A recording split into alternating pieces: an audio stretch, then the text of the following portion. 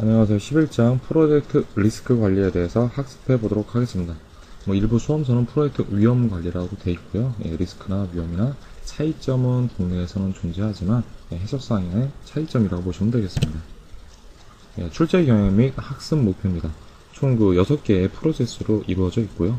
여러분들이 출제 비중이 높은 것은 리스크 식별, 그리고 정량적 리스크 분석 수행, 그거보다는 가장 많은 건 당연히 11.5의 리스크 대응 계획 수립이고요.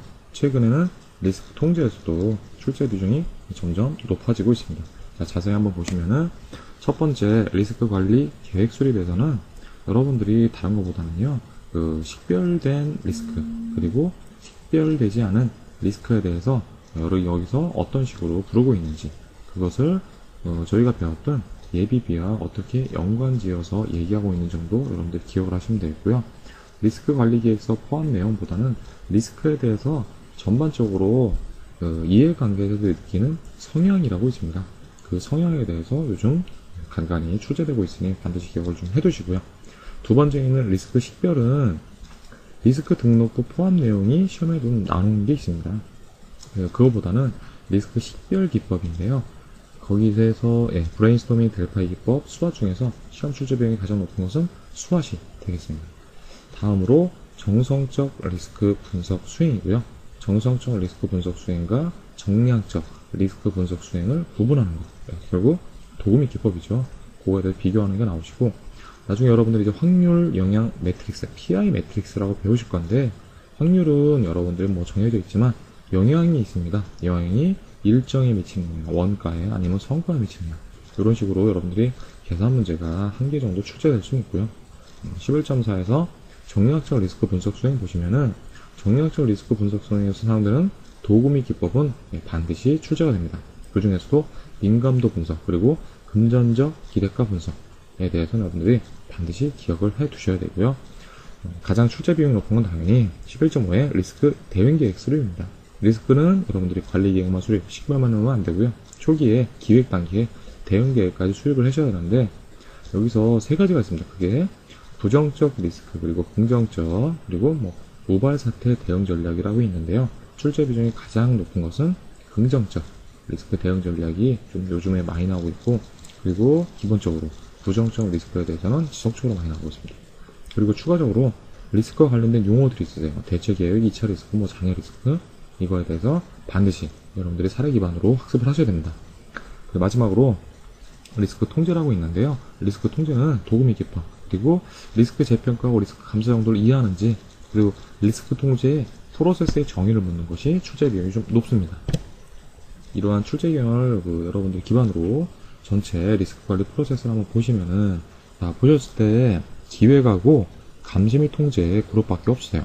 저희가 이렇게 기획하고 감시 및 통제만 있었던 거 여러분들 배우신 거는, 그렇죠, 5장의 범위 관리, 6장의 일정 관리, 7장의 원가 관리, 그 다음으로 다시 한번 이렇게 등장을 하고 있는데요. 리스크에 대해서는 기획 단계를 꼼꼼히 하고 필요한 시기에 적절하게 감시 및 통제만 동일하게 하시라는 겁니다. 그래서 리스크 관리 계획 수립을 이제 하실 거고요. 리스크 관리 계획 수립에서 여러분들이 출제 시험에 많이 나오는 것은 특별하게 보이진 않으시네요. 투입물 정도 여러분들이 기억을 하시면 되는데, 당연히 템플릿으로 프로젝트 관리 계획서 들어오실 거고요. 그리고 상위 수준의 리스크가 기록되어 있는 프로젝트 현장, 그리고 리스크라는 것은 결국 사람이 느끼는 정도에 따라서 동일한 저희 아이템에 대해서도 어떠한 사람, A라는 사람은 리스크다, B라는 사람은 리스크가 아니다, 이렇게 얘기를 하고 있습니다. 그래서 이해관계자 등록부가 여러분들 반드시 좀 기억을 하셔야 될 거고, 관리 계획을 수립했으니까 관리 계획서대로 여러분들 뭐 하셔야 돼요? 첫 번째, 필요한 리스크 식별해 내셔야 됩니다.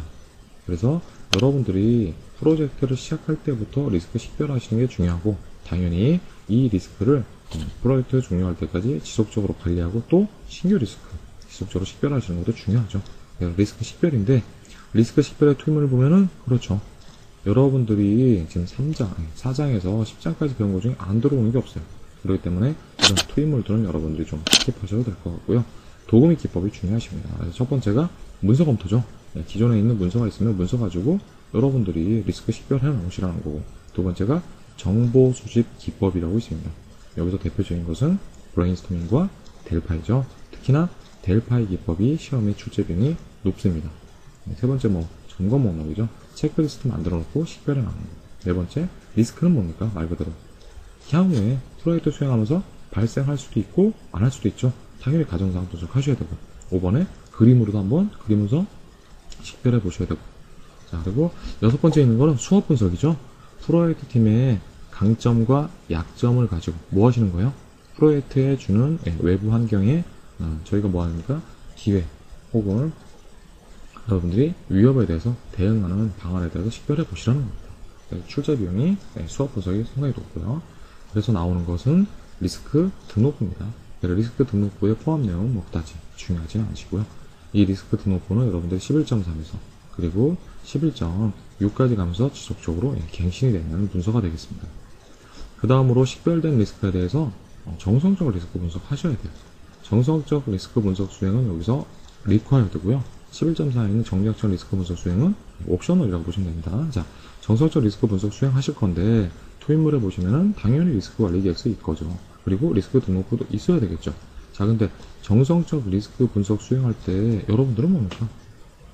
결국은 확률하고 영향도 정도 여러분들이 분석하실 건데 그러기 위해서 여러분들이 뭐가 필요하세요? 프로젝트 범위 기술서 거기에 포함되어 있는 가정이나 제약사항 이게 필요하시다는 겁니다. 그래서 이번에 있는 범위 기준선이 투입물로 들어오시는 거고 도우미 기법에서 보시면 첫 번째가 리스크 확률 및 영향 평가라고 되어 있죠. 그래서 여러분들이 식별된 리스크에 대해서 이 리스크는 확률이 20%입니다. 그리고 영향도에서 상입니다. 이런 식으로 식별된 리스크에 대해서 확률하고 영향을 부여하는 겁니다. 첫 번째는. 자, 두 번째. 그 부여한 거 가지고 그건 뭐 하세요? 확률하고 영향도를 곱해가지고 여러분들이 우선순위를 나타내는 매트릭스를 여러분들이 그릴 수 있습니다. 그래서 다른 말로는 뭐 흑백 매트릭스라고도 얘기를 하고 있고요. PMBOK에서는. 세 번째는 리스크, 여러분들이 정성적 리스크 분석 수행하는데 사용되었던 데이터에 대한 품질 평가를 해보라는 겁니다. 왜? 제대로 식별했는지 검증해 보시라는 거죠. 네 번째는 여러분들이 정성적으로 리스크를 한번 분석을 수행해 봤고 그거에 따라서 뭐 하시는 거예요? 리스크를 카테고리, 그러면서 뭔가 분류를 한번 나눠보시라는 겁니다. 다섯 번째는 리스크 긴급성 평가라는 것은 여러분들이 이거는 두 가지가 있어요. 원래 국내에서는 보통 위험이라는 용어를 많이 쓰고요. 위험이 리스크하고 이슈라는 걸 많이 사용을 합니다. 리스크는 뭐예요? 위험 중에서도 아직 발생하지는 않았지만 미래 발생할 것 같은 거고요. 아까 이슈라는 건 뭡니까? 이미 터져버린 리스크예요. 그래서 현실에서 빨리 여러분들이 처리해야 되는 거죠. 그렇기 때문에 리스크 긴급성 평가는 좀 더 구체적으로 말씀드리면 이슈에 대한 처리 방안이라고 보시면 되겠습니다. 그래서 오른쪽에 보시면 산출물에 당연히 프로젝트 분석 갱신이라고 했는데 결국 위에 있는 리스크 등록부 또는 가정사항으로서 이거를 여러분들이 지속적으로 갱신하는 그런 작업이라고 보시면 되겠고요. 다음으로 정성적 리스크 분석 수행을 했는데 무엇인가 부족하다는 거죠. 아니면 고객의 요청, 아니면 외부 감리에 대응하기 위해서 정량적으로 리스크 분석 수행하시라는 겁니다. 정량적이란 건 뭡니까? 결국은 해당 리스크가 얼마나 처리하는데 걸렸는지, 처리하는데 그리고 또 비용이 얼마나 드는지 그거에 대해서 여러분들이 나타내주고 있는 분석 중이고요. 그러다 보니까 투입물 중에 범위 기준선이 아니고 이제 2번, 3번 원가나 일정 관리 계획서 가지고 여러분들이 정략적으로 리스크 분석할 때 사용 당연히 하셔야 된다는 거죠. 그래서 이거에 대해서 도구 및 기법의 취험이 많이 출제되고 있는데요. 첫 번째 있는 뭐 데이터 수집 및 표현 기법은 다른 건 아니시고 뭐 인터뷰나 아니면 확률 분포 있지 않습니까? 그걸 여러분들에게 나타내는 거고 시험 출제 비용은 없고요. 두 번째 정량적 리스크 분석 및 모델링 기법이라고 나오는데 시험 출제 비용이 가장 높은 것은 여기가 뭐 흔히 토네이더 다이어그램이라고 부르는 민감도 분석이고요. 또 하나는 뭐냐면은 여러분들이 리스크를 발생했을 때 이거를 처리하는 것을 비용적으로 한번 분석해 보시라는 겁니다. 그래서 원래는 약어로는 EMV라고 되어 있습니다. Expected Monetary Value. 그래서 모든 것을 금전적으로 한번 돈으로 바꿔봐라. 이런 식으로 여러분들이 나오는 출제 비용이 높고요. 가끔가다 뭐 계산 문제도 나올 때도 있습니다. 그리고 이제 정성적 정량까지 분석을 했기 때문에 1차적인 대응 계획까지는 여러분들 수립해 놓으시라는 겁니다. 여기서 시험 출제 비용이 가장 높은 것은 도구 및 기법이고요. 첫 번째는 리스크는 당연히 부정적 리스크가 있어요. 프로젝트에 부정적 영향을 주는 그런 거에 대해서 여러분들의 대응 전략을 어떻게 가져갈 건지가 나오고요. 시험 출제 비용 당연히 상입니다. 자, 두 번째. 그러면은 리스크는 프로젝트에 긍정적 영향도 주죠. 그렇기 때문에 긍정적 리스크에 대해서 여러분들이 얼마나 더 이거에 대해서 대응 전략을 가지고 있는지 이런 게 있는 거고요. 세 번째는 이제 우발 사태 대응 전략이라고 있는데요. 결국 위에서 1번, 2번하고 저 여러분들이 구분해 보시면 1번, 2번은 뭡니까? 적어도 식별된 리스크에 대해서 이 리스크가 부정적인지 긍정적인 거에 대해서 여러분들이 대응하시는 거고, 세 번째 우발 사태는 뭡니까? 식별도 안 된 거, 그거에 대해서 여러분들이 어떻게 대응할 거냐 합니다. 그래서 이게 우리나라 말로 보면 보통 임기응변, 임시응변 이렇게 얘기하는 거죠. 일이 닥쳤을 때 그때 바로 처리하라는 겁니다. 네, 마지막으로 이제 리스크 대응 계획까지 수립하고 뭐 하셔야 돼요? 그 리스크가 진짜 프로젝트에 위협을 줄 그런 식으로 여러분들 트리거상으로 뭔가 발견했을 때 통제하시라는 겁니다. 그래서 투입물보다는 여기도 도구미 기법을 보시면 되는데요. 첫 번째가 리스크 재평가라는 게 있으시고요. 두 번째가 리스크 감사라는 거 여러분들 있으십니다. 그래서 1과 2의 차이점은 여러분들 리스크 통제 프로세스에서 더 상세하게 설명을 드리도록 하겠습니다. 네, 이상 고생하셨고요. 다음 시간에는 11.1 리스크 관리 계획 수립부터 학습하도록 하겠습니다. 수고하셨습니다.